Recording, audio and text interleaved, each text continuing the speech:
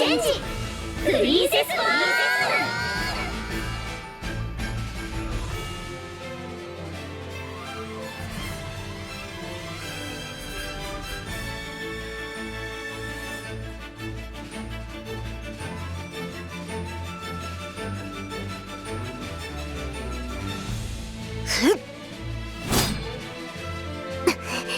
ーなんという力。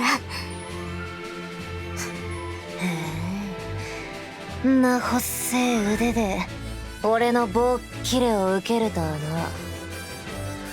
細腕はそちらも同じであるなら、主様の庇護を受ける私に負ける理由はございません。はあ、シュベルツタッツ。この間よりずっとすっげえ。さすがに雪女ね。これほど霊気をぶつけても凍るどころか楽器を弾く指にすら影響がないだなんて。でも霊気を防げるのは私も同じ。それならそっちの中で能力の範囲が一番広いあなたのことは私一人で受け持ちさせてもらうわ。怖いけど、でも姫ちゃんのために。グレイスやそちらのお姫様を先行させたり、対戦カードを決めておいたり、ずいぶんいろいろ考えてきたみたいね。あんたたち程度小細工なんかいらなかったかもね。そうならこれはどうするのかしら。あやめたまえカースアロー。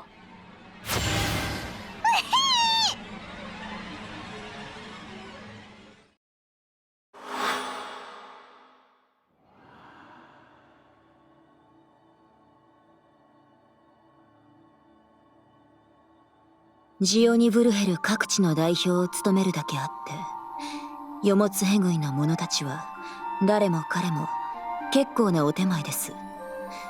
サンマ貴族も同様に超怪力と俊足を兼ね備えた鬼のさつき、広範囲をあっという間に氷結させる雪女の雪乃、それから一番厄介なのはダークエルフのリーザです。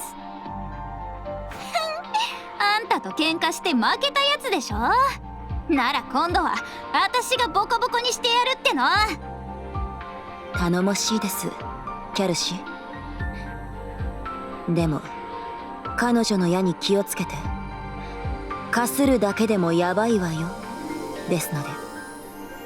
かするだけでもとおっしゃいますと、矢尻に毒を塗るなどしているのでしょうか。近いですね。呪法的なエンチャントですが、まあ死にます。なんだそれくらい。うわあ、何それ、即死の呪いとかチートじゃない。前回は私も精霊による守りが無効化され、グレイス様に助けていただかなくては危ないところでした。さっきボコボコにするって言ってたし、お願いねキャル。雪女は私が何とか止めるから。あんたね。キャルちゃんなら大丈夫ですって。だって天才じゃないですか。キャル天才。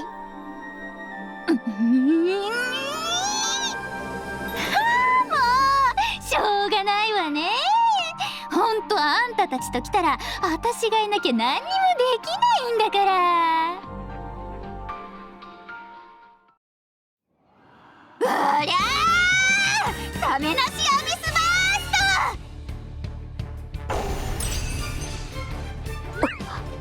ースト。相殺されたの？なめんじゃないわよ。闇の魔法なら私だって得意中の得意なんだから。そうじゃあ次は手数で勝負しましょうか。そう来ると思ってたわよ。バーストバーストバーストバースト。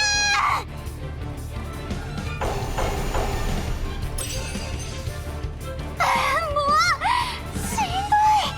引き受けるんじゃなかったかもね、こんなやつの相手。それに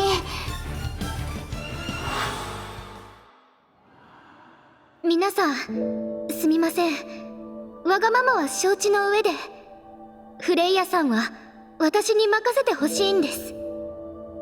ではペコリーヌ様がフレイヤを、シェフィー様が雪乃様を、キャル様がリーザ様を、私は消去法でサツキ様を相手にということになりますね。助かります。私はバイオレット姫と合流を目指しつつ城を案内しますので。ありがとうございます。ペコリーヌのやつ、なんか普段と様子違ってた気がするけど、余計な心配させんじゃねえってのよったく。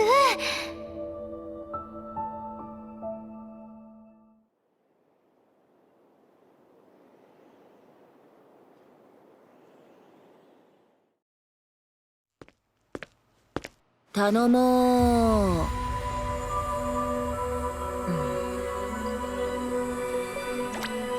綺麗なところですね。まるでおとぎ話に出てくる海の中のお城みたいです。でもキャルちゃんたち大丈夫でしょうか。はい、あなた。騎士種ペコリーヌ姫、警戒を。ルルイの言う通り城に人気がありません。これはあなた危ない。女にかばわれるとは情けない騎士もあったものだな。オルロック伯爵、あなたのように身分のある方が直接手を下そうとするなんて。グレイス、姫が姫ならシュバリエもシュバリエだな。陰卓の城なれどよそ者の靴で汚されることを良しとするとは。グレイスさん、この人は？この国の代表者、ヨモツヘグイの一人、ヴァンパイア族の長です。普段は黒曜宮の上層にいらっしゃるのですが、伯爵、なぜあなたがここに？バイオレット姫は？あの臆病者の姫がようやく霊園の壁を越えると聞いてな、わざわざ足を伸ばしてやったのよ。まさか邪魔立てするというわけではあるまいな、グレイスよ。ご存知かと思いますが、失敗すれば姫は。もしゾンビ化が進むとしてそれがどうした？最悪の場合でも遺灰砂漠に一人分の灰が増えるだけのことよ。そうなれば次はリーザでもサツキでも構わんわ。そのためにサンマ貴族のような弱敗どもがヨモツヘグイに席を置いているのであろう。それよりグレイス、虚芸城に侵入者を招いた貴様の大罪、注ぐ機会をくれてやる。その二人を殺せ。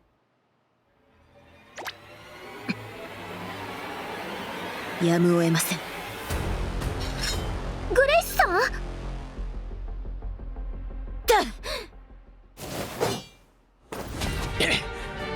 乱心したかグレイスよ。この私に槍を向けるとは。そちらこそ勘違いしていらっしゃいませんか？伯爵、私はシュバリエ。私に命令できるのはバイオレット姫ただ一人ですので、騎士士ペコリーヌ姫、お先へどうぞ。私が伯爵の足止めをします。大丈夫なんですか、グレイスさん。偉い人っぽいですけど。まあなんとか。怪我をさせるわけにはいかないのが難しいところですが。はい、姫を頼みます。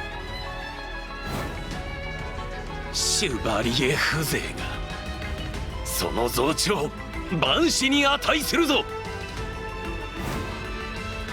シュバリエだからこそこうして任意を全うしているわけです。世界の危機が今日明日にという話でもないのに、スミレをこんな危険にさらすなんて。あとついでにこの手で引導をくれてやる、知れ者めが。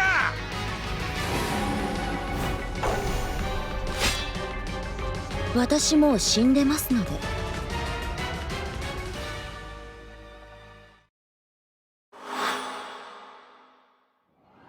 戦う相手と作戦はおおむね決まったとして、グレイスさん、さっき聞きそびれちゃった話なんだけど、バイオレットさんはどうして危険を冒してまで黒曜宮の鍵を取ろうとしているの？リーザさんたちもそうすることを望んでるみたいだし。そうですね。ざっくり言うと、世界の危機を解決するためでしょうか。世界？はい。これはジオニ・ブルヘルの民の間でもほとんど秘匿されたことですが、実はこの世界の要である黒曜宮にはある異常が発生しているのです。黒曜宮って魂が眠りにつく場所なんですよね。そこに異常っていうと。もう少し正確に前提を言うと、どこかの世界からやってきて黒曜宮で眠りについた魂たちはしばらくの後、どこかの世界へ戻っていったのです。かつては。今は違うと。ならば魂がどこかへ戻らなくなったということでしょうか。イグザクトリー、皇帝です。では雨漏りを受け止めていたバケツがあったとして、バケツがいっぱいになっても買えなかったらどうなるでしょう。溢れる。ザッツライト、正解です。今の例えのバケツが黒曜宮、そして雨漏りの雨がどこかの世界から来る魂たちなわけです。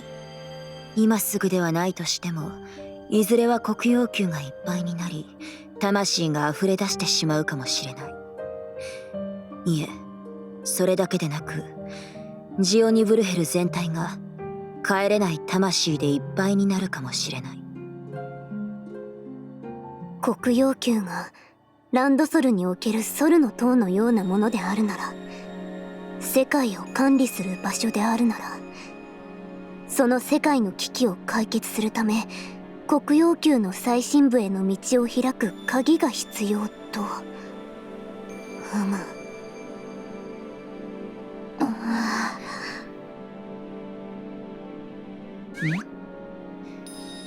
皆さん神妙な面持ちでいかがしましたか？晩ご飯まだですよ。そういうわけじゃないんですけど、たこ焼き美味しかったってルルイちゃんって子に後でお礼を言わなくちゃなんですけど。グレイス様、先ほどグレイス様が私たちを信頼するとおっしゃってくれたのと同様、私たちもグレイス様とバイオレット様を信頼しております。ですのであんたの方もさ、他の誰かに口外とかしないでもらいたいんだけど。もちろん私の失った体にかけて約束します。ありがとう。ちょっと前の話になるんだけど、こんな風に他の世界への行き来が可能になる前、私たちの世界にはループという現象があったんです。ループ。はい。かつて私たちの世界はある条件を満たしてしまうと、決められた瞬間へ全てが巻き戻ってしまっていたのです。その期間でロスト。死亡した者は世界の巻き戻りが行われると何事もなく元に戻り、つまり蘇っていたのでございます。なるほど。驚愕です。私、顎が外れそうです。全然表情が変わって見えないけど。それじゃあ再々構築が起きる前の世界では、ランドソルの方で死んでしまった人たちの魂はこのジオニブルヘルに保管されていて、そしてエリス様によるリセットが起きた際、アバターが再生され、その中へ戻ったと推測されるのですね。永劫回帰、輪廻転生というのは少々異なるかもしれませんが、再生したアバターに魂を戻す。私が生き返ることができたのもその仕組みのおかげよね。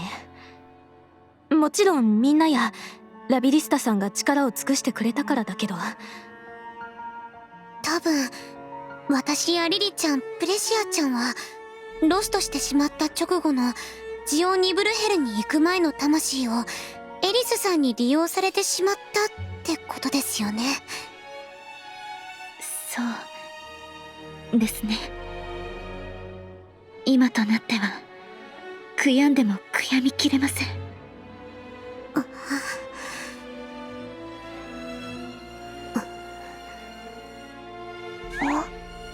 ここ？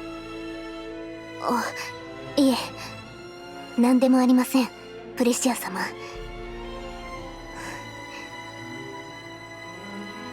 お父様、もし本当にお父様がこの世界を作ったのでしたら、どうして？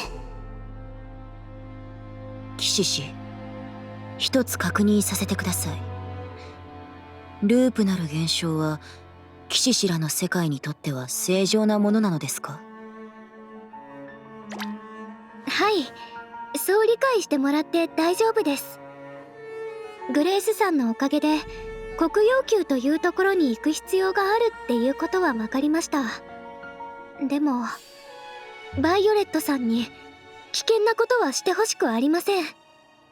一緒にご飯を食べた回数はまだ少ないですけど、でもバイオレットさんも私たちの大事なお友達ですから。ではどうすると？要するに虚芸城にある魔法の仕掛けを突破して黒曜宮の鍵っていうのが手に入ればいいんですよね。そういうことならキャルね。キャル様の出番ですね。私に何とかしろって言ってんの？見たことも聞いたこともない魔法の仕掛けを。キャル超天才。もうしょうがないわね。ほんとあんたたちと来たら私がいなきゃ何にもできないんだから。それに形は違っても王家の装備ならありますし、何かのお役に立てるかもしれません。その言葉が聞けてよかった。ありがとう。急ぎましょう皆さん。姫のもとへ。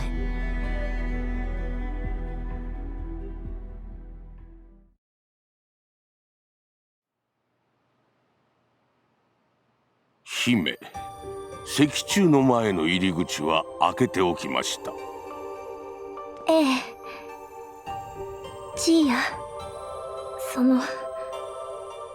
リーザやサツキたちは彼女たちと話をしたかったのだけれど。おや、姫を迎えに行くと言って城を後にしたきりですが、入れ違いになってしまったのでしょうか。一度は顔を合わせましたわ。でも口論になってしまって、特に私が勝手に異世界へと旅立ってしまったことでとても怒っているようだから、きちんと謝罪をしたかったのだけれど。姫、無礼を承知で申し上げますが、王たる者、やすやすと頭を下げるような振る舞いをしてはなりませぬ。だからリーザメらは姫のことを軽んじるのです。姫が王家の装備を掌握し、霊園の壁を越え、このジオニブルヘルの中心である黒曜宮をも治めるようになれば、むしろ彼女たちから頭を垂れ、恭順の意を示すようになりましょう。ですが、私はそのような関係は。望もうと望むまいと、王たる者は他者を従えるだけの気風を持たねばなりません。力を持たねば誰も従いませぬ。力。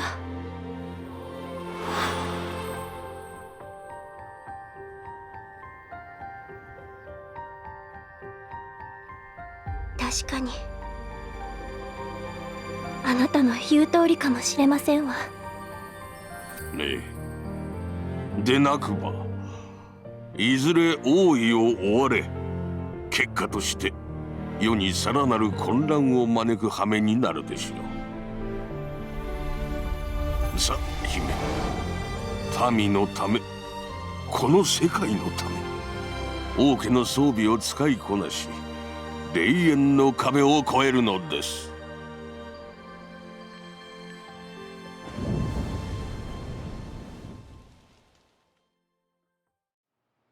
レディ・アラクネの意図、前よりは強い相手を操れるようになったけど、操る人数を増やすにはまだ時間がかかってしまいそう。それにしても霊園の壁か。魔法なんかじゃない。要するに超高性能なファイヤーボール。接触した情報を無条件に消滅させる領域というわけね。しかもピコセカンドの単位で更新されていると、こちらのハッキング担当でも苦労する強固なセキュリティのようだけど、となると仕掛けたのはカイザーインサイトかグレートガイダンスか。フレイヤさん。ああ、来ましたか、プリンセス・ユースティアナ。今はあなたと戦っている場合じゃありません。そこを通してください。って言っても聞いてくれないですよね。ええ、プリンセス・バイオレットはこの先。それにあなたの言葉を聞くのは断末魔くらいにしたいものです。仕方ありません。次は直接1対1で戦いましょうって言っちゃいましたし、本気でぶつからせてもらいます。そんな約束了承した覚えはありませんが、今のあなたは飛んで火にいるなんとやら。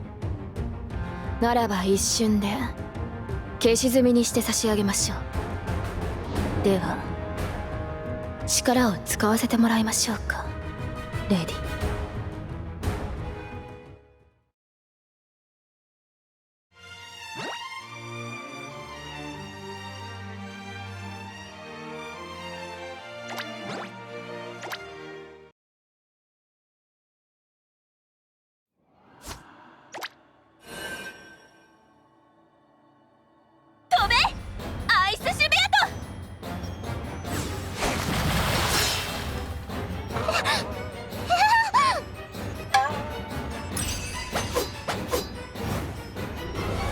超低温の音波の圧力で氷の剣が受けられる。接近戦に持ち込みたいけど、創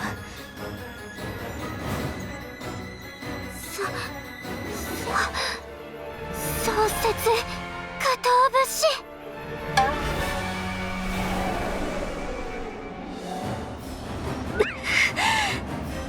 なんて霊気。うかつに近づいたらこの前の彼みたいに氷漬けにされてしまうわね。私なら大抵の霊気は無効化できるはずなのに。おりゃ、ちょっと調子いいかも。剣で作った結界の中の気温がどんどん下がってるからかもね。そっちは雪女なんだし。なら結界解いてくれても。そうしたらキャルたちにも霊気が届いてしまうでしょう。こっちとしてはその方が不利よ。友達思いだね。やっぱこの子ら悪い子らとは思えねえ。出会いが違ったらあてとも仲良くなれたかもしれねえ。だともあでもここは負けてらんねえ。そらよっ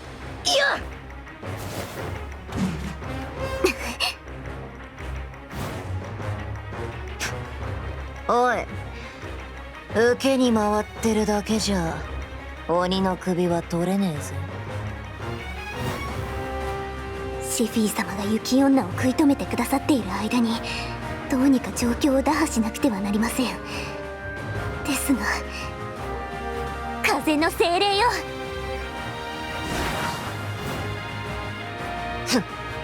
あくびが出ら。はあ。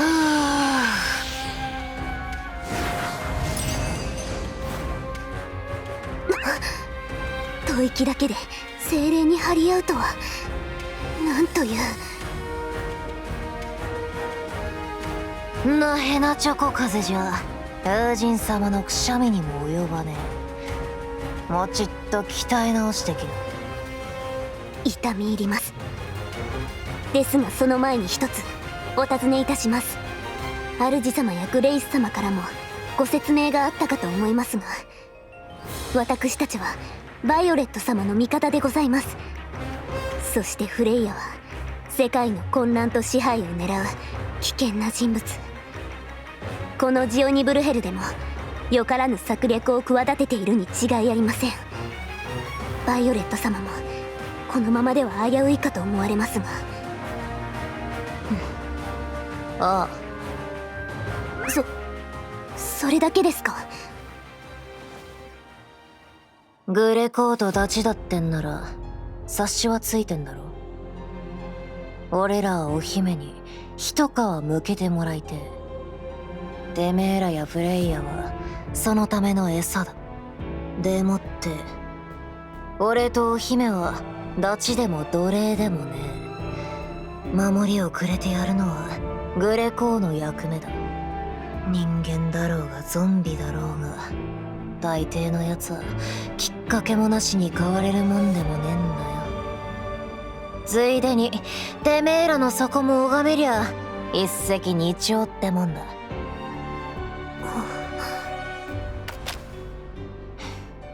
喋りすぎたな。そろそろやるか。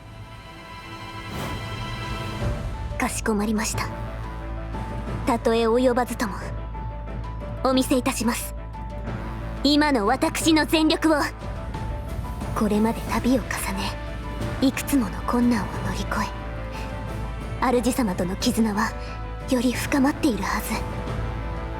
今の私ならばプリンセスフォームの力をさらに。参ります。極光の絆風。回んな。六角納骨引きどっこ。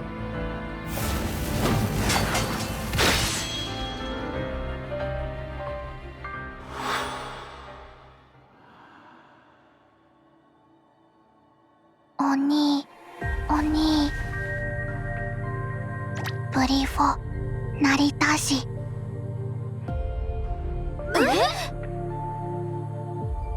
ブレシアさん。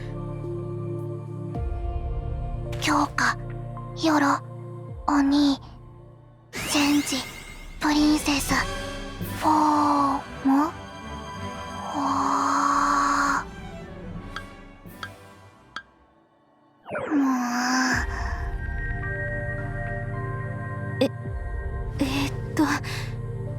プレシアちゃん。気にすんじゃないわよプレシア。私も最初は大変だったし。ですがやはりプレシアさんも。そうですね、私たちじゃやはりタッチ。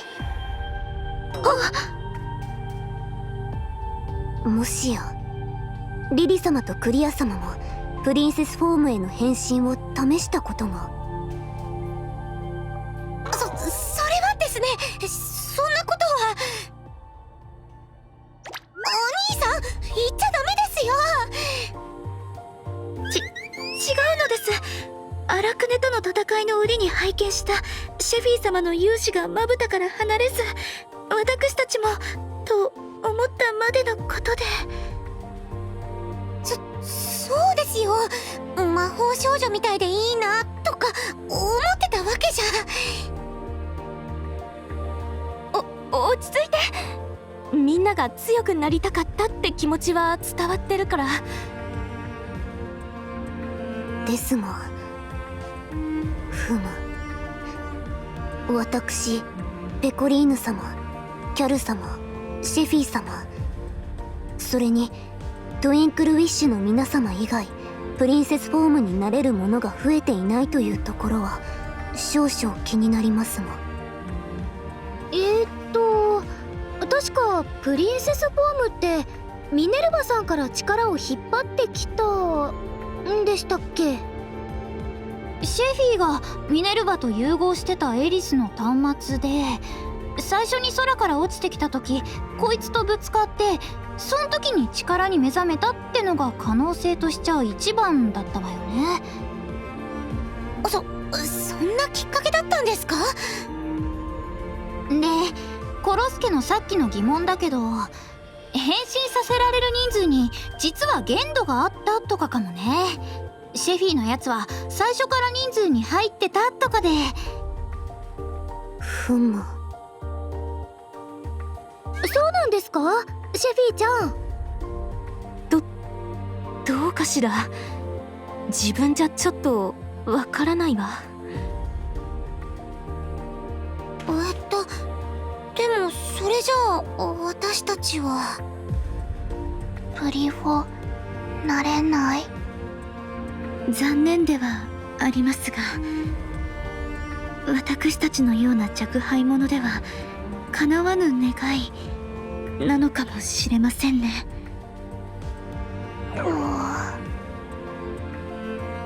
いいえ、皆様まだ可能性は残っております。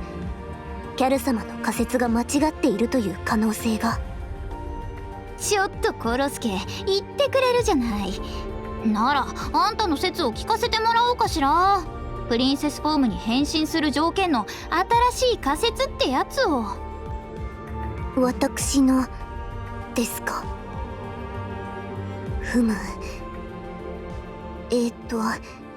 それでしたら精神が対抗してしまった主様の面倒を長く見ることというのはいかがでしょうか。トゥインクルウィッシュの皆様も当時はよく手を貸してくださいましたし。ちょっと言うにこと書いてふざけんじゃないわよコロスケ。でもキャルちゃん、コッコロちゃん説を否定できる根拠もないですよね。それはそうかもだけど、私が言いたいのはこの後が。じゃあ鬼面倒見るね。あ、プレシアちゃんずるいです。私も一生懸命お兄さんの面倒を見させてもらいますね。ね、リリちゃん。そのふつつか者ですが。いえ、強くなるためとあらば誠心誠意兄様に尽くさせていただきます。これも強くなるためですから。ほらもうすぐこうなるじゃないのよ。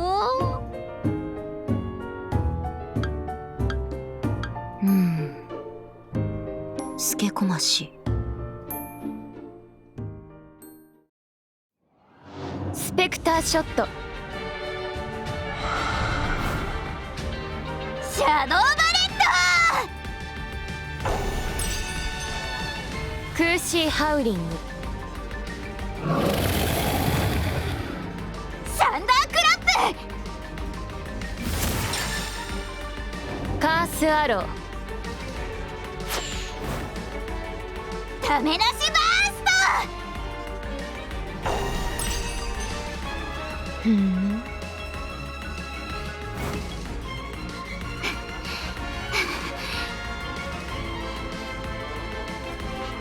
すごい魔法のレパートリー。感心するわ。才能はもちろんだけど、その年でよほどの修羅場をくぐってきてるみたいね。臭いわね。いやらしい絡めてばっかして削ってきて、決め技詠唱する暇よこしなさいってのよ。ごめんね。マックス出力の正面対決じゃ打ち負けてしまいそうなんだもの。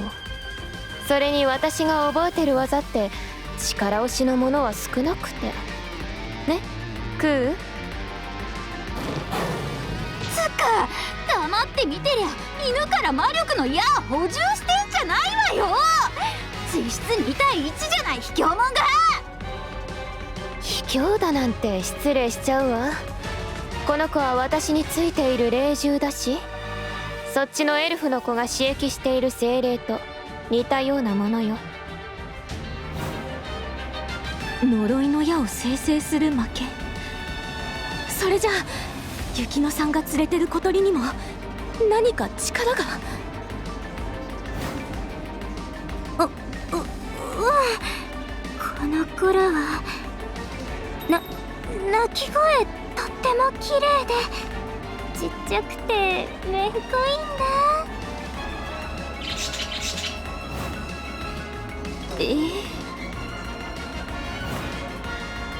雪乃、そろそろ結界解けるわよ。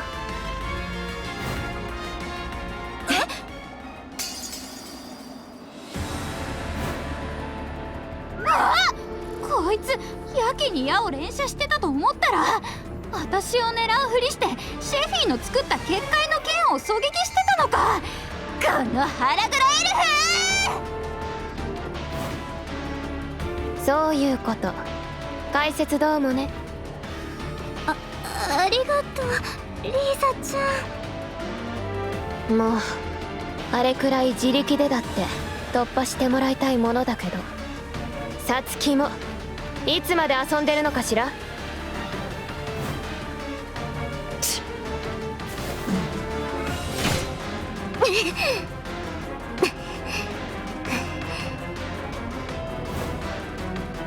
水さすなリザコ。久々に骨のある相手だって。コロスケ、コッコロさん平気？大丈夫でございます。プリンセスフォームの加護がなければとっくに潰されておりましたが。いい技だったぜエルフの嬢ちゃん。もうちとガタイがありゃこっちが押し負けてたかもしれない。体格は同程度のはずなのですが、さすがは鬼族ということでしょうか。ごめんなさいキャル、コッコロさん。結界を狙われてたことに気づければ対処もできたはずなのに。お気になさらずシェフィ様。主様たちをいち早く城へ送って差し上げることができただけでも最初のプランは達成しております。この後こっちが負けちゃ元も子もないって感じだけどね。また分断させてくれるとも思わないし、しょうがない。コロスケ、シェフィ、こっからはプラン B で行くわよ。かしこまりました、キャル様。分かったわ。二人とも気をつけて。ありゃ、氷の竜の子下がっちったあの3人の中だと前に出るのはあの子だと思ったけど。なんか策あってのこったろうさ。連中バカでも雑魚でもねえようだかんな。さつきったら相手の底を見ようとするのはあなたの悪い癖よ。というかあなたももう少し本腰を入れてもらいたいのだけど、さっきの結界だってあなたの金棒の方が簡単に壊せたでしょうに。せーの、やっと体が温まってきたとこだってんだ。だども、あてがシャミを引いたらまた冷えちまうかも。気にすんねえ。一つ景気よくやってくんな。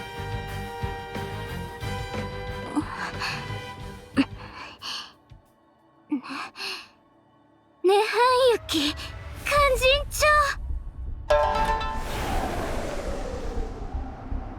それじゃあ伴奏と行こうかしら。奏でたまえガイストパフォーム。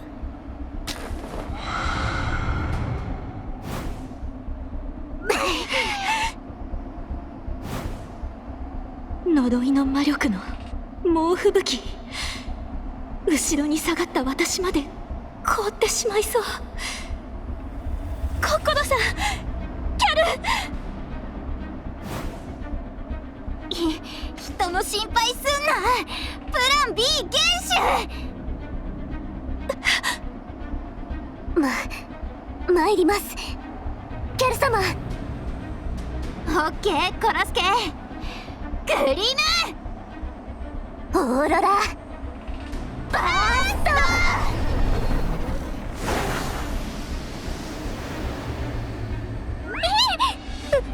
吹雪が押し返される。すごいわね。魔力はともかく息の合わせ方で負けてる感じ。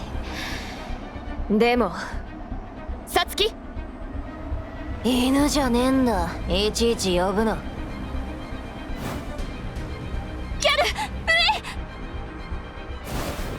へこみな六角納骨有落とし。早っ。てる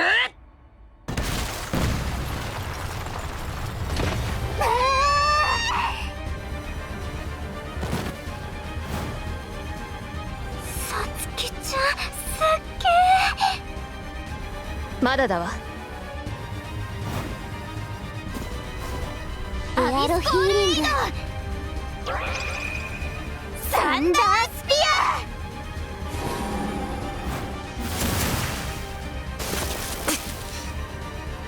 魔法で防いで互いを回復。でもって即反撃か。あらかじめ俺の動きを予測した対応だ。グーレ孔明、こっちの手の内ばらしやがったな。待たせてごめんなさいコッコロさん、キャル。ったく遅いってのよ。お願いいたします、シェフィ様。プリンセスフォームの力とドラゴン族の覚醒、どっちもすごい力だし慣れてないし、併用は2頭の暴れ馬に同時に乗るくらい危なっかしいけど、コッコロさんとキャルが力を練り合わせるための時間を作ってくれた。だから一瞬だけなら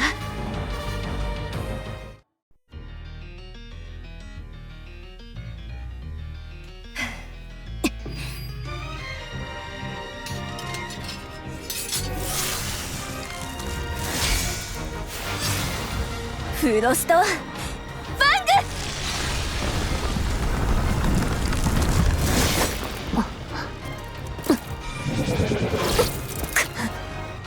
逃げちゃダメ。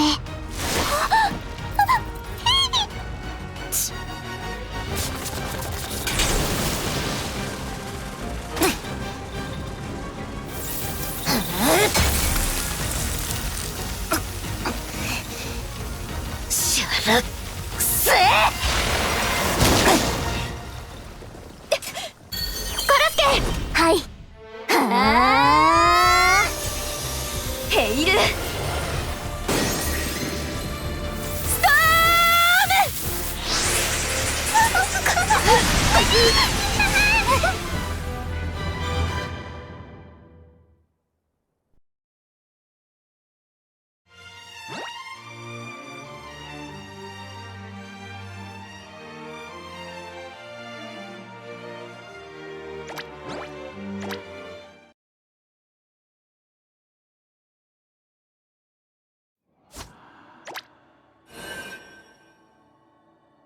ねえ伯爵、聞きましたかしら。あのお姫様と来たら霊園の壁を前に何もできずにすごすご引き返したそうですよ。あんな少年の腐った動く死体を姫と仰がねばならんとは、しきたりとはいえ難儀なものだな。あのようなものが名手とあっては、ディープガーデンとの一時休戦もそう長くは続きますまいな。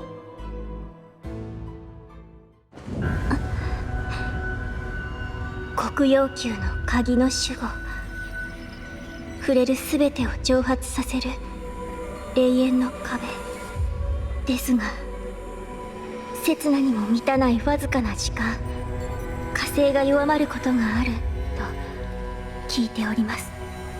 もちろん人の身では刹那より短い時など認識することすらできませんが、私の王家の装備の力を最大限に発揮してその時間を引き延ばす。ですが、もし一歩間違えば、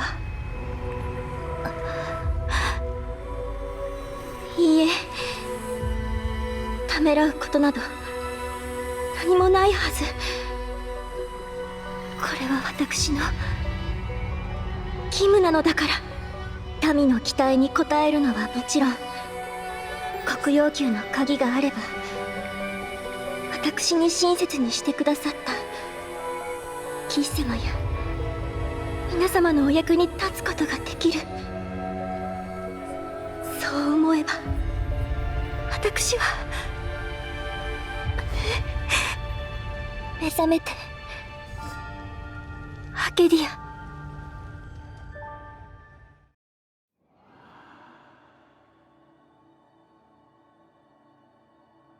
ブレイズブローアップ。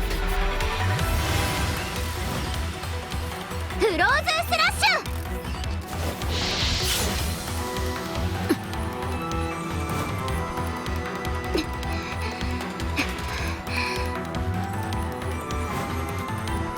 ュあれがプリンセスフォームとかいう特殊強化。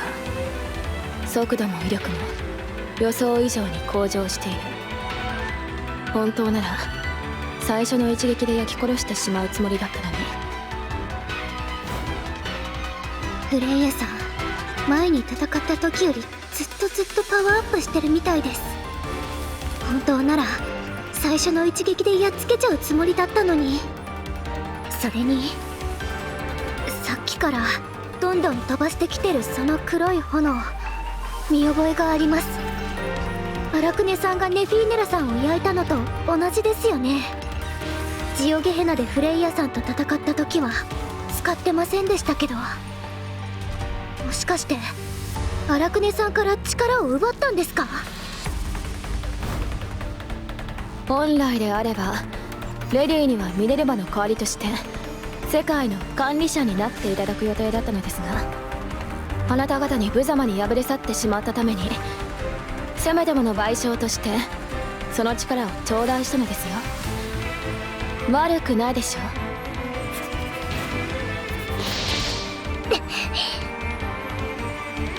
う。やっぱり荒くねさんはご主人様とか上司と部下とかじゃなかったんですね。そんな気はしてましたけど。当然です。彼女は傲慢の姫よりも傲慢で意地が悪くて、私のことをひどく見下して、そんな相手の御用聞きをするのが本当に腹立たしい時間でしたが、けれど私は最後までそんな腹立たしさを抑え込んだ。心の乱れは何も利益を生まない。私の願いの邪魔でしかない。そうだ、私は感情を制御できる。逃げるな、ユースピ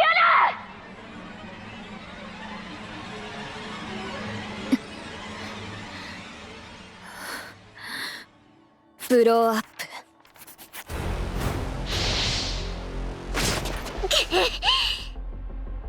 やばいですね。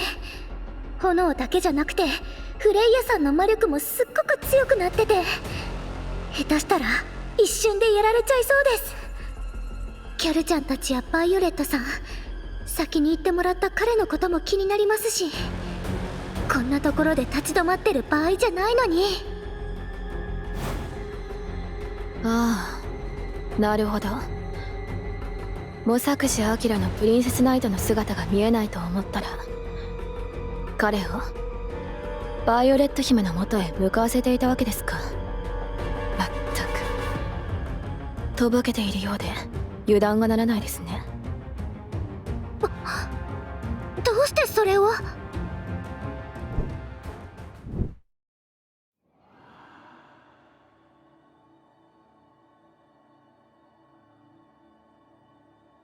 止まれ、そこな侵入者よ。怪しいやつめ、この先向かうことはまかりならん。失礼な。わしは執事長デュラ、バイオレット様の教育係である。お前が噂の異世界からの冒険者か？友達だと？それは本当か？いや、信じられん。もしや貴様、姫をたぶらかさんとするスケコマシの類か？グレイスめ、案の定悪い虫がついてしまったではないか。やはり異世界域など認めるべきではなかったのだ。そこへ直れしれ者め、そっくび落としてナイチンゲールの餌にしてやるわ。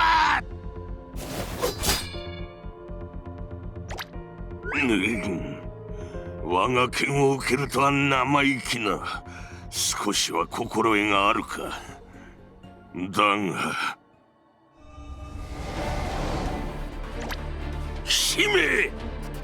姫の純血はこのデュランが守り抜きますぞ。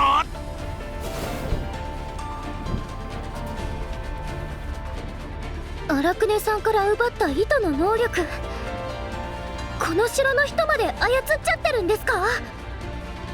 さあ、答える義理はないでしょう。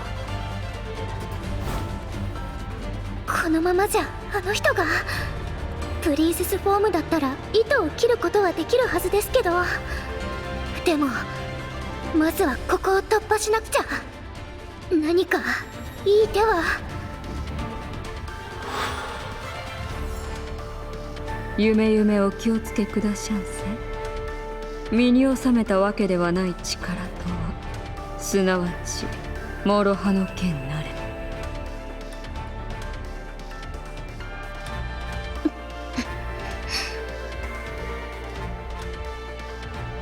フレイヤさん、提案があります。よかったら私たちと。食事のお誘いならお断りします。パンが喉を通るより先にヘドを吐いてしまいそうなので。これだけ何度も戦ってきたんですから、あなたが私を嫌ってることくらいわかります。それにそれ以上に何か激しい気持ちを持っているってことも。フレイヤさん、あなたの願いは何ですか？世界を革命するってどういう意味ですか？私を殺すことでそれが叶うんですか？あなたを殺す、そんなたやすいことで叶うならどれほど楽か。あなたたちは何も分かっていない。今この世界がどれほどの意味を持つものとなったのか。その重要さの前には個人の感情など取るに足らないものでしかない。そうだ、私は必ずこの世界を正しい形に導く。彼女と共に。彼女？もしかしてそれがあなたの本当の主人？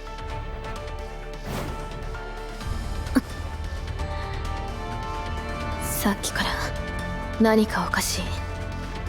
冷静さが崩れる。なぜ？まさかレディの力を食らった影響？ブローアップ。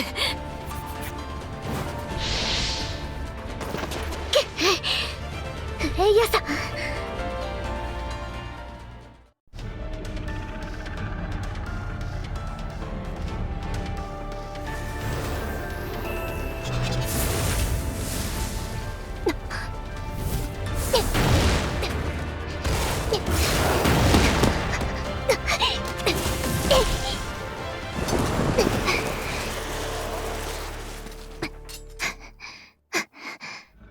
息巻いたところでその程度ならばこれで。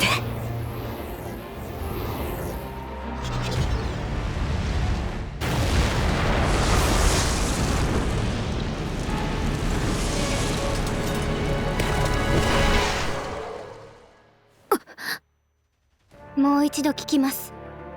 フレイヤさん、私たちと一緒に食事する気は？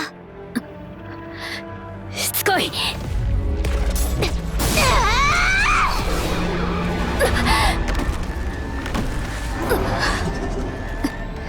力を奪われた。暴食が。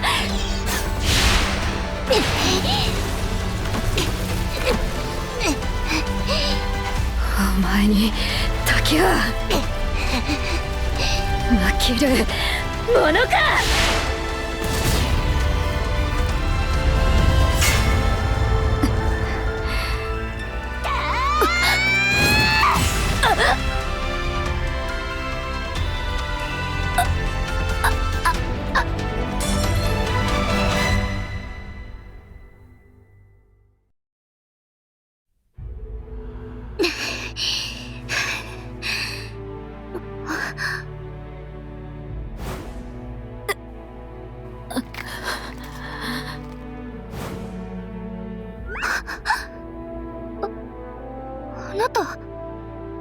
あなたはまさか。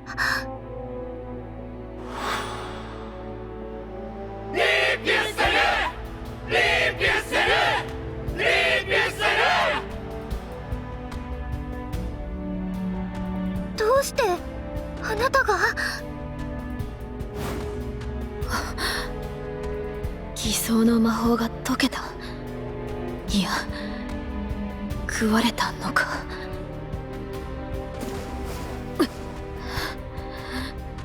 それがグラの力。ああ、なるほど。他者から奪い吸い上げることこそ王たる者のありさまということね。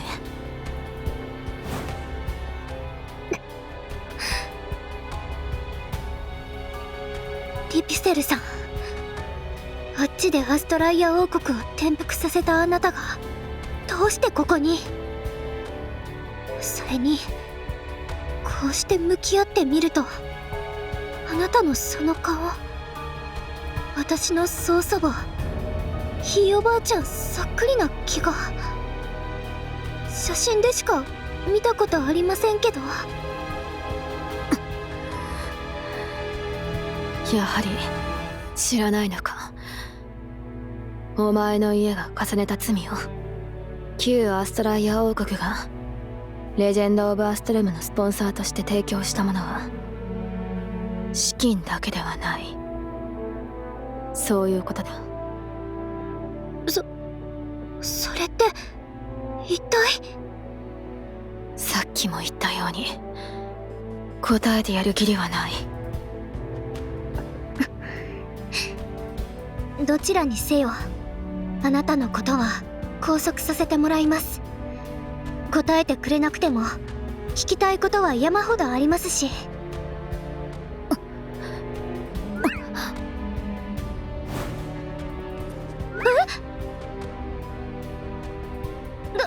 誰ですかあなた？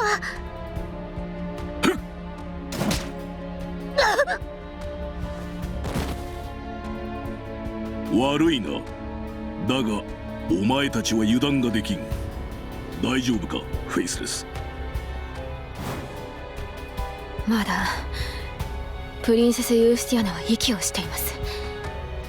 油断しないというなら今すぐとどめを刺していただきたいものですが。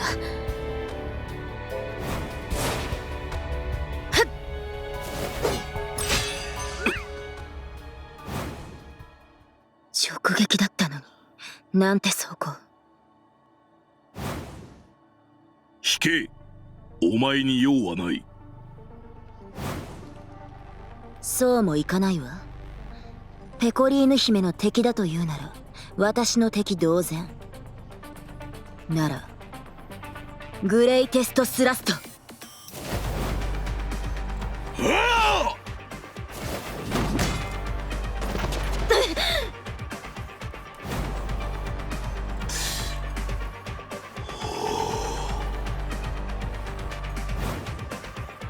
やるわね。硬いだけじゃなくて速さも力も桁外れ。そもそもこいつはグレイス、どこへ行った？貴様、この私をああもおちょくってただで済むと思うなよ。フェイスレス、引くぞ。ですがこれ以上よその城を荒らしたくはない。令状もないしな。了解。空間跳躍か。命拾いしたわね私が。それよりもペコリーヌ姫、しっかりしてください。ひどい怪我です。すぐに手当てを。グレイスさん、それよりバイオレットさん。ペコリーヌ姫、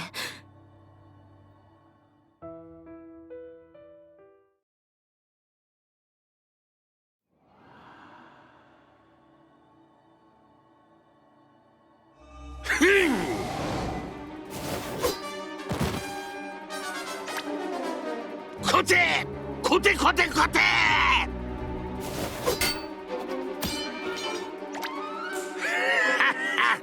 死ねえ、スケコマシ坊主。はて、わしは一体何を。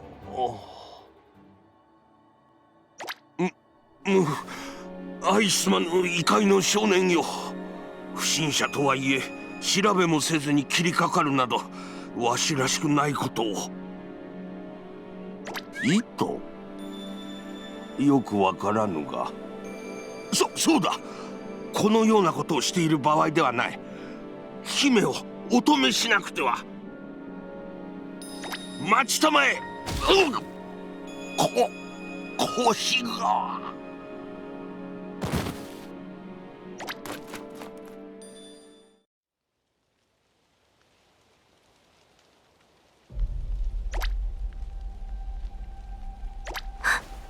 騎士様、いけません。それ以上近づいては。見ないで。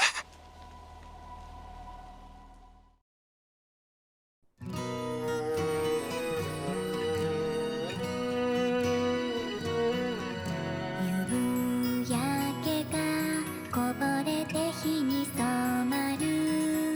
暗くなる前にひと休みしよう。胸躍る冒険の寄り道、目指す理由は皆それぞれにある。どんなに変わる世界でも変わらないものはあるから、離れて交わって繰り返して、悲しみ喜びそしておやすみなさい。食べなき語らい僕ら夢を見てる。あてとない本気星いつか交わるとき、手と手と手を合わせましょう。一緒に。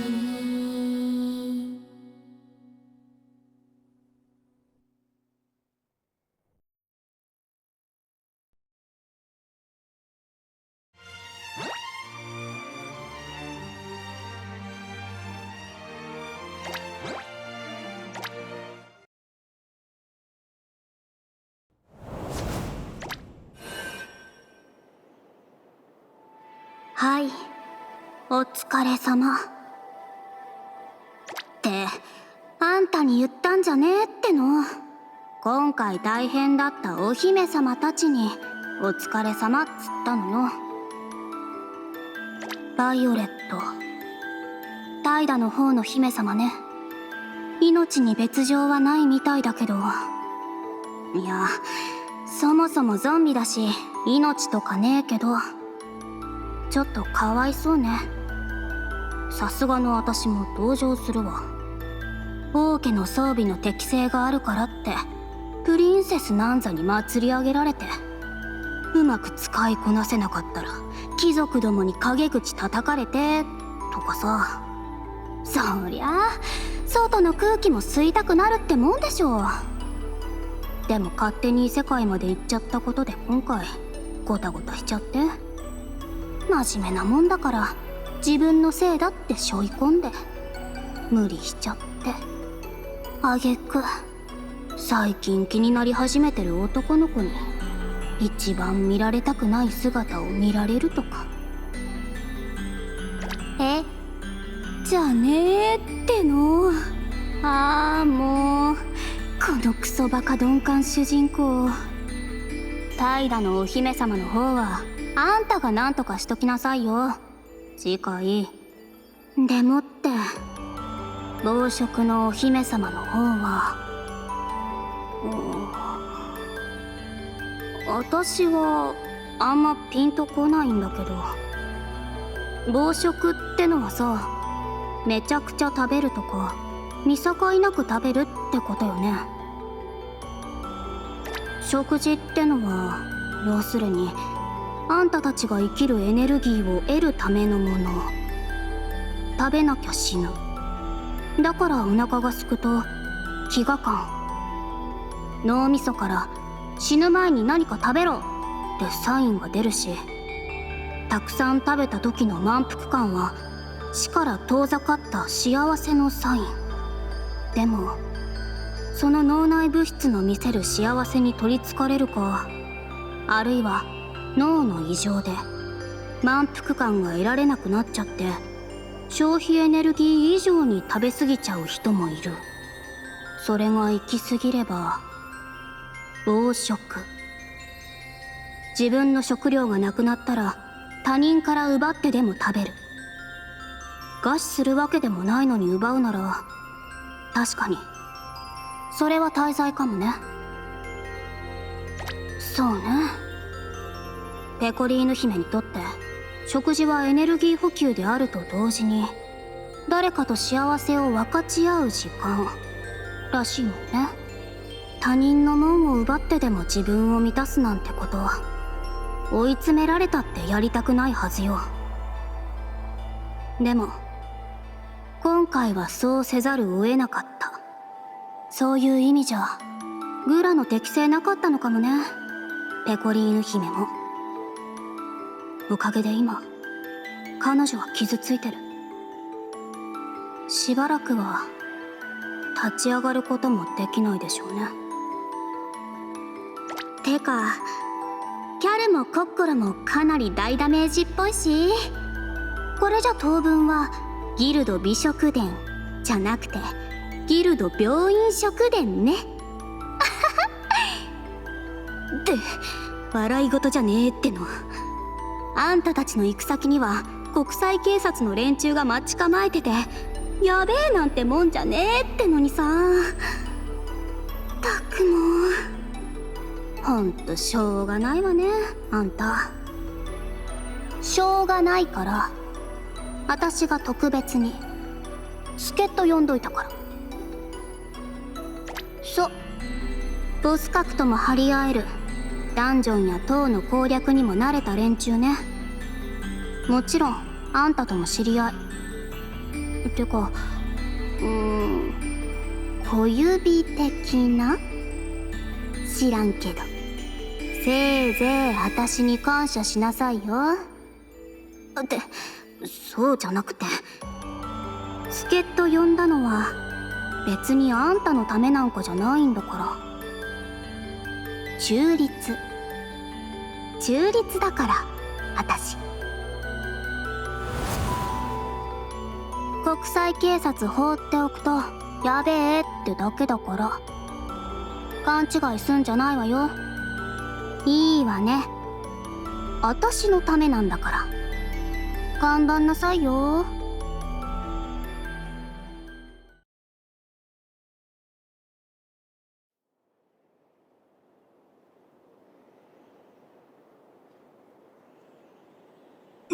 なあ、その耳っていうアイテムをつければ本当に私の世界に帰れるんだな。もちろんですとも。正真正銘公式の未使用未開封無改造の新品耳ですよ。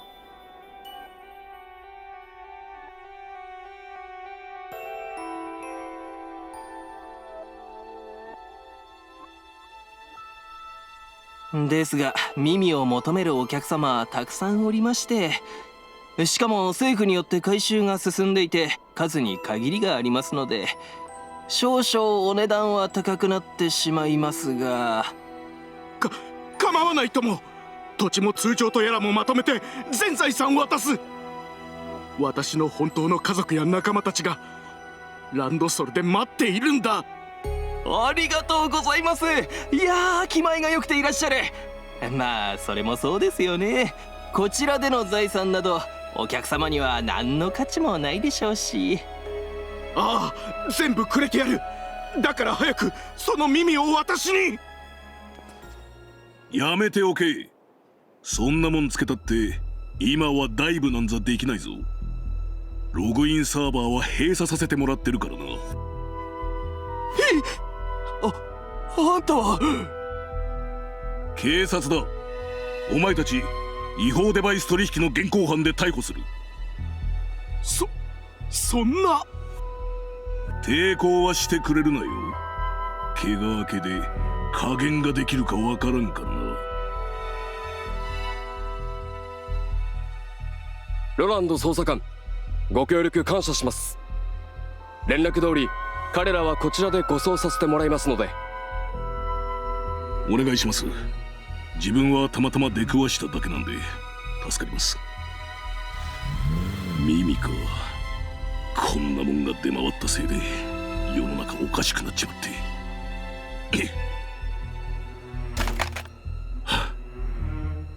ローランド、休養を命じたはずだが。上級捜査官、このくらい休んでるのと変わりありません。それよりか世間が荒れてるってのに病院で寝転がってる方がよっぽど応えるってもんです。体にいくつも穴が開いたばかりだとは思えんな。やれやれ。では局長から新しい指令が来る前に一つ頼まれ事をしてくれるかな。うっす。セブンクラウンズ周りの調査の続きですか。それとも耳の売人のルートを潰しますか。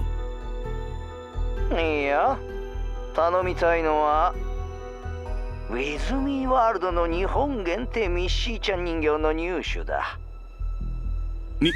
人形ですが。いや、助かるよ。園内に行かなくては買えないらしくてね、ほとほと困っていたところだ。ついでにミニ兄ちゃんバッグもよろしく頼む。うっす。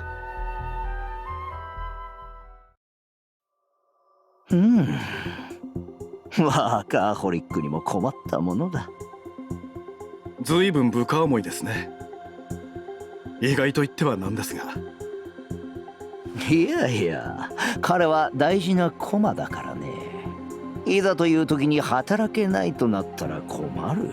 それは直属の上司の私の監督不行き届きというものだ。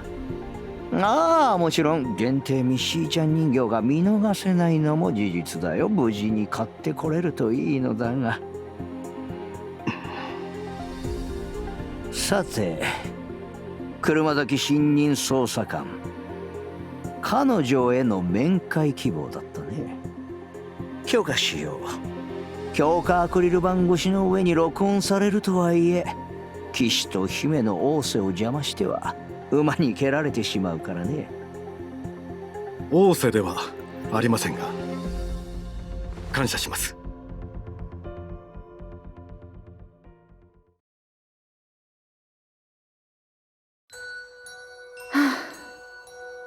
国際警察本部の拘束室に送られてからもう2週間。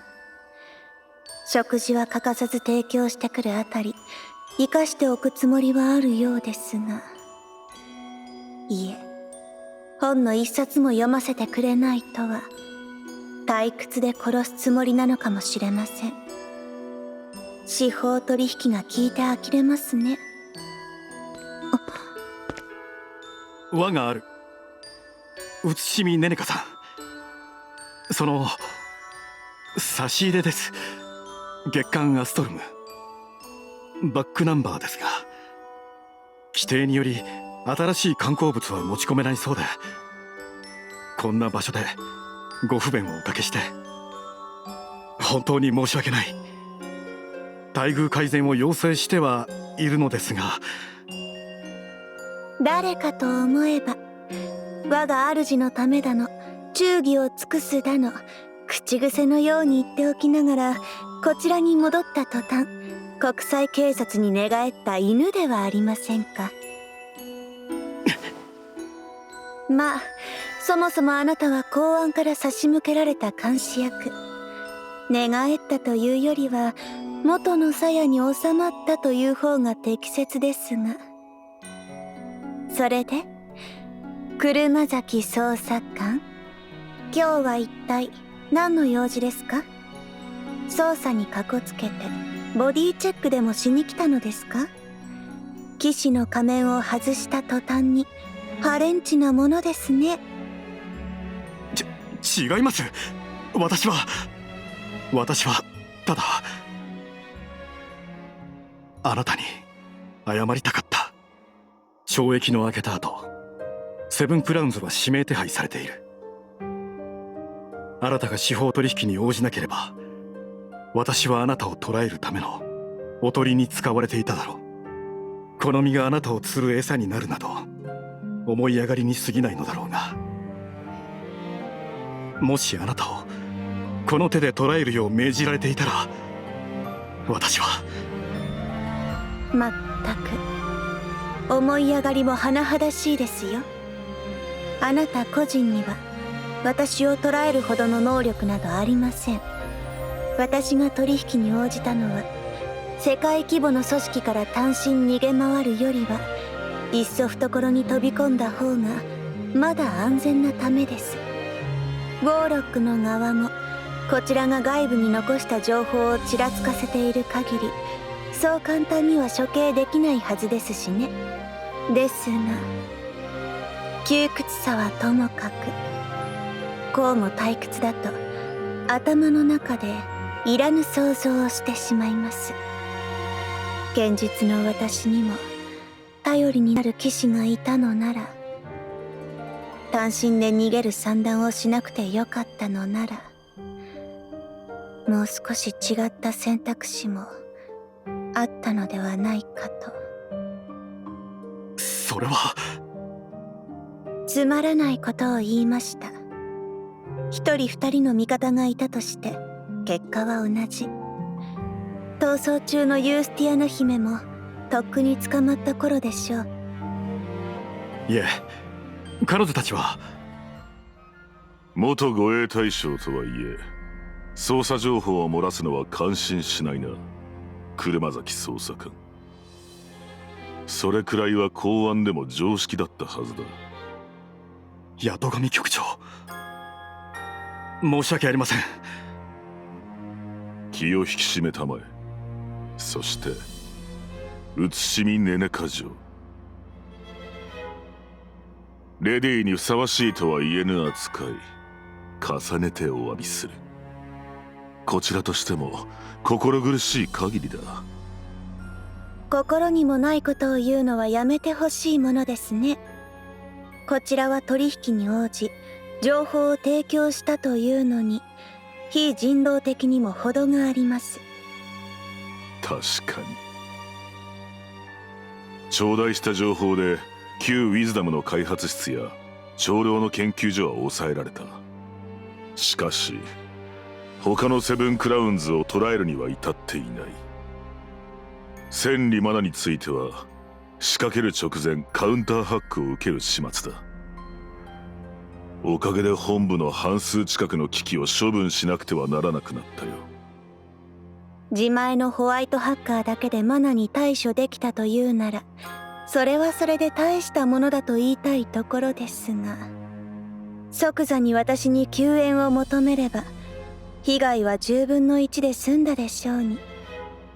何せ協力関係なのですから。その案も考えなくはなかったが、虎を撃退するため檻の中の狼を放つようなもの、下手をすれば被害が2倍3倍になりかねん。それでそんな信用ならない相手にまた尋問をしに来たと。車崎捜査官がいたところで私の口が軽くなるとは思わないことです。それは残念だ。ビジョンズエンプレスについてもう少し詳しい話を聞きたかったのだが。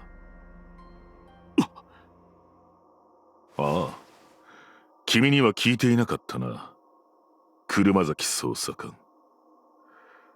彼女について何か情報は？いえ、セブンクラウンズの中でもとりわけ変わり者で、姿を見せることがまるでなかったということくらいしか。本当に？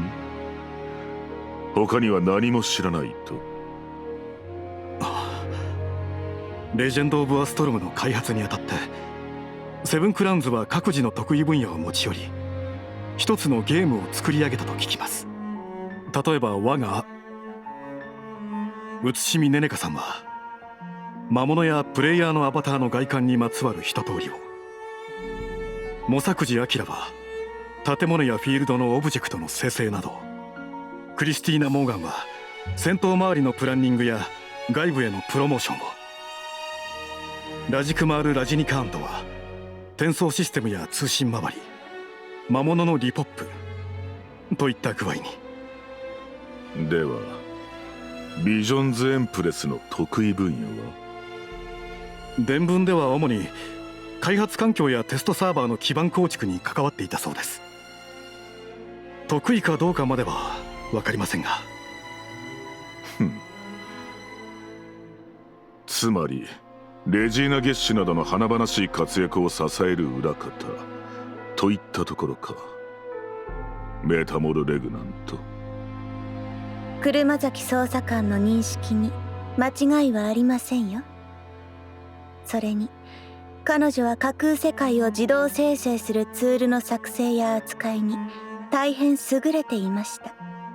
ただ彼女が研究していた新技術は根幹システムと相性が悪くお蔵入りになりましたが、レジェンド・オブ・アストルムと相性の悪い技術？いえ、正確には耳そのものとです。そうですね。開発者でないあなたにも分かりやすく言うなら、あ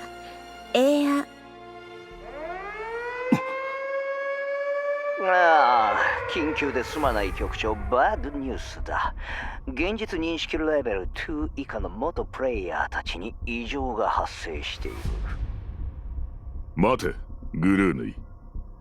メタモル・レグナントが耳をそば立てている。今そちらに戻る。続きはその後だ。行くぞ、車崎捜査官。はっ、写しみねねかさん、またすぐに。またすぐに来て私と雑談でもしたいと？お断りです。確かにさっきは退屈だと言いましたが、ただの犬が来ても話し相手にすらなりません。メタモル・レグナント、俺の部下を口先でもてあそぶのはやめてもらおうか。あいにくと口先しか使えない状態ですから、そちらがひどい待遇をするせいです。ひどい待遇だと？この程度で承知な。ミネルヴァの懲役によってプレイヤーとその家族がどれほどひどい目にあったと思っているのか。お前たちがあんな恐ろしいものを作らなければ世界がこうも荒れることはなかったというのに、おかげで我々はその不始末の尻拭いにかかりきりだ。お前が犬と呼んだこの男も我々の一員としてネルマを惜しんで奔走している。一体どちらに正義があるか、そこでよく考えることだな。ウォーロック局長、八戸神列、こちらが抵抗できないのをいいことに好き勝手を言ってくれますね。それにまさき、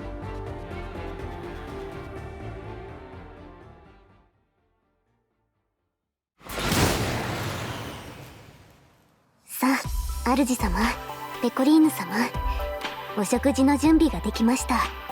あんしてくださいませ。コッコロちゃんに食べさせてもらうサンドイッチ、美味しいで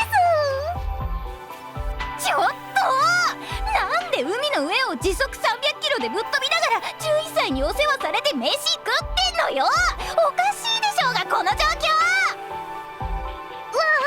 落ち着いてください、キャルちゃん。ただでさえ狭くてギューッとしないと落っこちちゃいそうなんですから。そうでございます、キャル様。アスファロス・アングの作る力場から出れば風圧で吹き飛ばされて海の木図となってしまいます。分かってるわよ。でもさ、バイクの充電が終わって出発するとき、コロスケレジェンド・オブ・アストルムの開発室に行くって言ったけど、ひょっとして日本の外なの？はい、もちろん日本にもウィズダムの支部はありますが、お父様に指示された場所は海外の拠点でございます。やっぱり私パスポートなんて持ってないんだけど。大丈夫です、キャル様、主様。私もパスポートは所持しておりません。あんたは今ロボだからでしょうが。旧ウィズダムの大きな開発拠点なら、私はパスポートいらないかもですね。え？どういうこと？そうです。ウィズダムの開発拠点は世界中にありましたけど、一番大きかったのはアストライア王国のものですから。は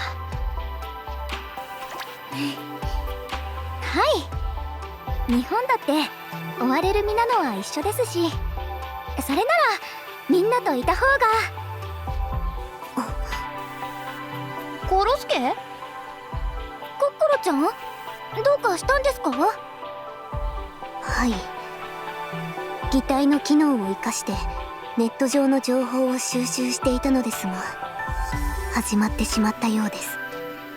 アキラ様やお父様が恐れていた事態が。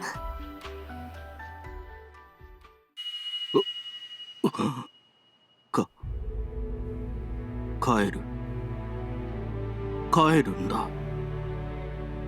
私はランドソルに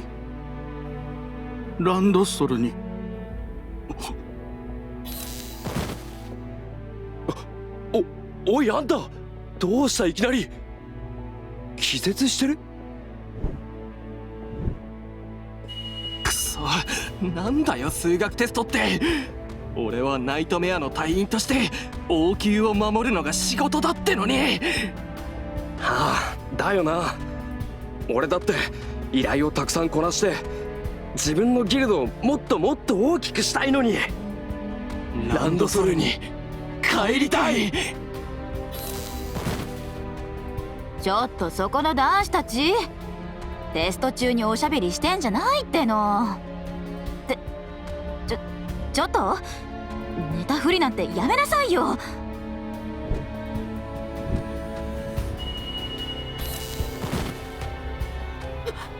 ミちゃんしっかりして。誰か助けて。うちの娘がいきなり意識をなくしちゃって。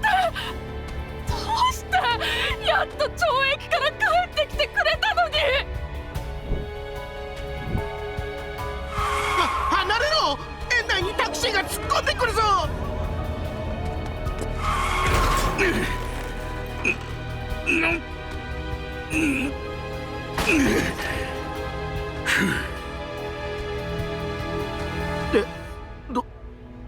止まった？すみません、運転手がいきなり気絶しちゃって。怪我はないですか？運転手の方は脳梗塞か何かかもしれません。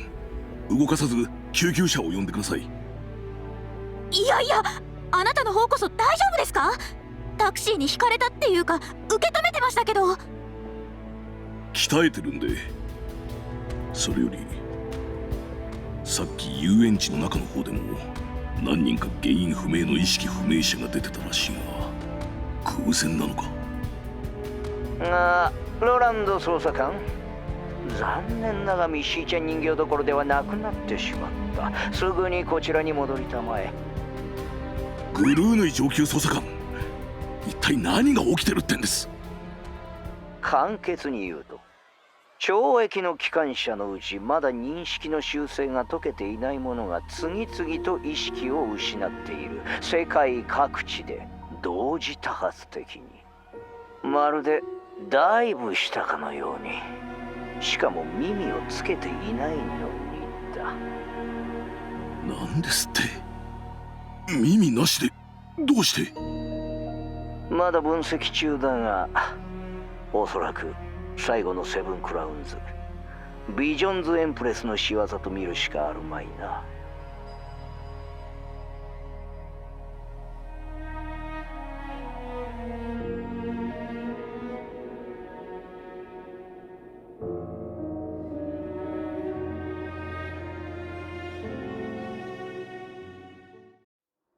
行こうレイさん、ゆいちゃん。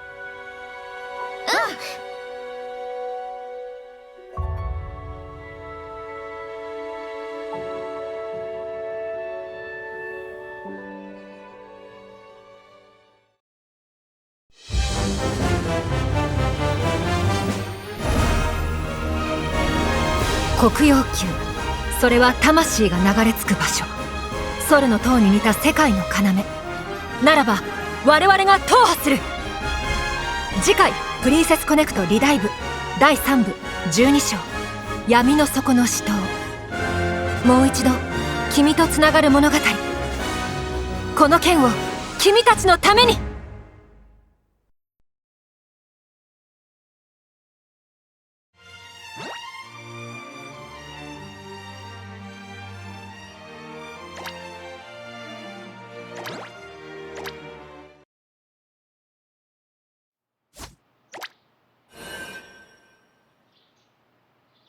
よーし、見ててねみんな。クリアちゃんも。えい。おー、光がまるで生きているみたいに踊ってます。チータお姉ちゃんかっこいい。絵本に出てくる魔法使いさんみたいだね。ありがとう。それじゃあ大サービス。次はもっとすごいの見せちゃうよ。子供たちの面倒を見てくれてありがとうございます。とても助かりました。みんな喜んでくれてよかったです。人手が足りない時はまた呼んでくださいね。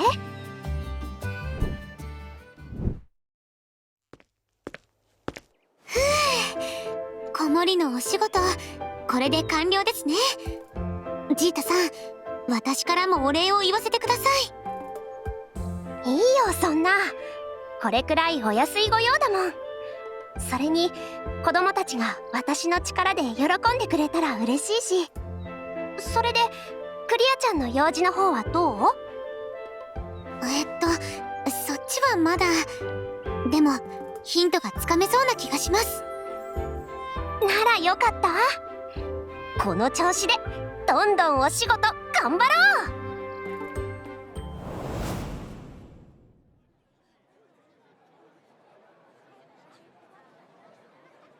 ジータさん、私の依頼を引き受けてくれてありがとうございます。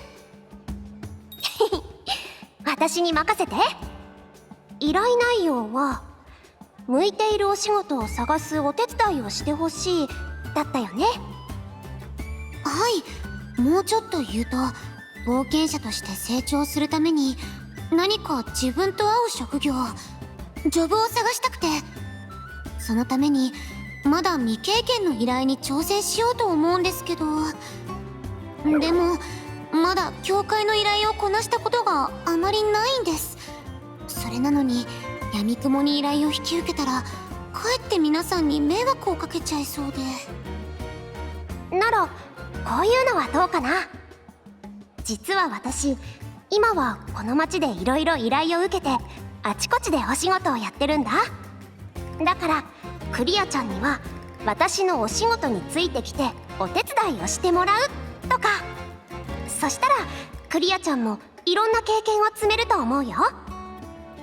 私がお手伝いを。わかりました。今日はジータさんのお供で勉強させていただきます。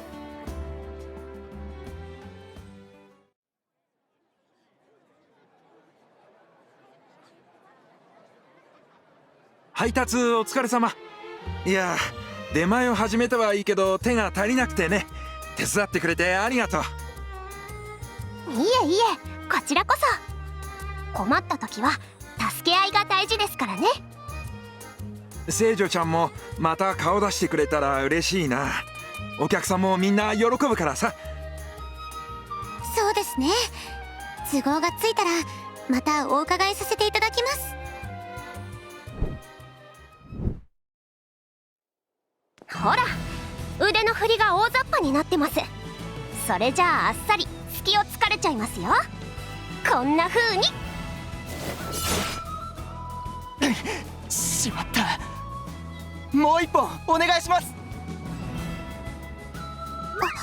その前に手当てを。すりむいて血が出ちゃってますし、包帯を巻いておきましょう。すみません。腕利きの人に稽古をつけてもらえるからって張り切っちゃってました。無理は禁物ですよ。まあ気持ちはわかりますけど、ジータさんって魔術だけじゃなくて剣の腕もすごかったんだな。じゃあ続きは一旦休憩してからということで、お仕事として引き受けたからにはとことんやっちゃいますよ。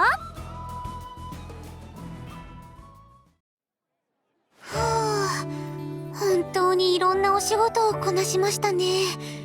こんなに街のあちこちを巡ったのは初めてかもしれません。それだけいっぱい人助けができたんだよ。それでお仕事探しの参考にはなったかな。それはもちろんと言いたいところですけど、やっぱり自分はまだまだだなって痛感したかもです。ジータさんすごく多彩ですし、いろんな依頼をこなせるのもその技能があってこそなんですね。褒めてもらえて嬉しいな。でも実はこれが私の力なんだ。名付けてジョブチェンジ。衣装を変えるだけじゃなくて、その職業の技能も使えるようになるんだ。憲法に楽器、魔術に忍術、あとレスリングとか相撲棒とか。すごいです。もしかして私も頑張ったら覚えられたり？それはちょっと難しいかも。私自身詳しいことはよく分かってなかったりするから。そうでしたか。ずうずうしいこと聞いちゃってすみません。魔法少女みたいでいいなって思っちゃって。気にしないで。それにクリアちゃんにはクリアちゃんならではの強みがあると思うな。私の強みですか？例えば今日一緒にいて感じたのは、すごく気配り上手で周りの人を支えられるところ。戦いでも支援とか回復の役割が向いてるんじゃないかな。やっぱりそうなっちゃいますよね。あれ？私何か変なこと言っちゃった？いえ、それは本当は分かってるんです。やっぱり私にはそういうのが向いてるのかもって。実際少しくらいなら回復魔法の心得はありますから。もしかしてクリアちゃん的には気が進まなかったり？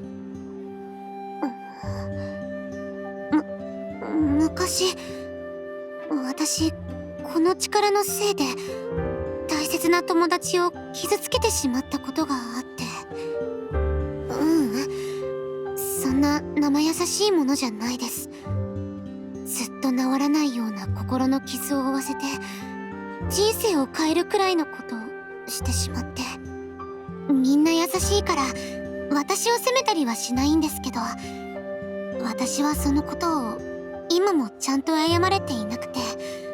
それどころかクリアちゃん、それじゃあ今日のお手伝いで自分に向いていることを探すっていうのも？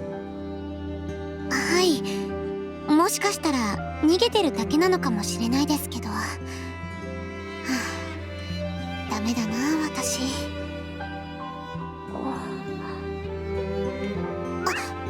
ごめんなさいジータさん。いきなりこんな話をされても困っちゃいますよね。困ったりしないよ。クリアちゃんが真剣に悩んでることなんだよね。それなら私ももっと力になりたいって思うし。そうだ、クリアちゃん、この後もう少し時間ある？付き合ってほしいところがあるんだ。構いませんけど、どちらへ？いいことを思いついたんだ。お仕事探しのお手伝い、もうちょっと続けさせてね。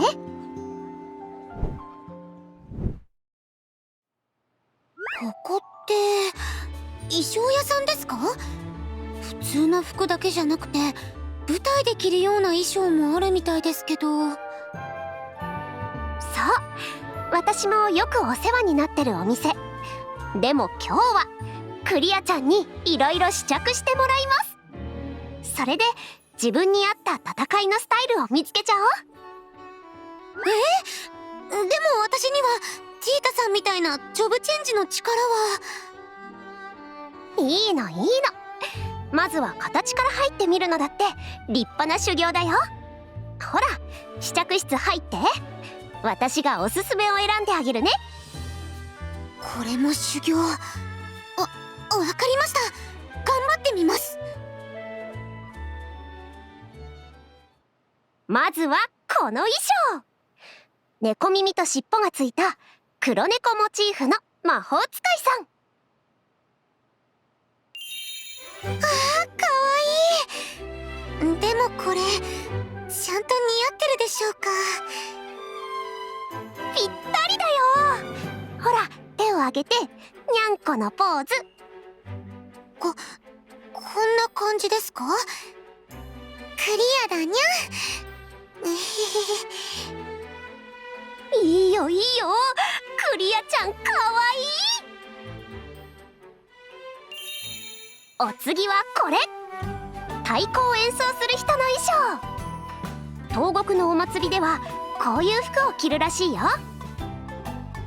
なるほど。でもこの衣装、少し肌を出しすぎじゃないでしょうか？大丈夫、これはそういうものらしいし、お祭りの空気ならこのくらい気にならないって。でも今はお祭りじゃないですよね。じゃあこんなのはどう？どんな攻撃も弾いちゃう仲間を守る聖騎士の鎧だよ。すごく頼もしいですけど、さすがにこの鎧は重すぎます。そんなに？そっか、ジョブチェンジと違って力が上がったりはしないから動けないというか、立ってるのももう無理。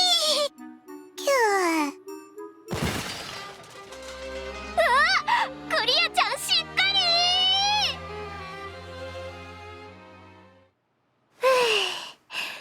どうだった？途中からクリアちゃんの着せ替えがメインになっちゃってた気もするけど。それは思いましたけど、でも楽しかったです。いい気分転換になりました。ありがとうございました、ジータさん。お仕事探しもっと頑張ってみようって思います。よかった。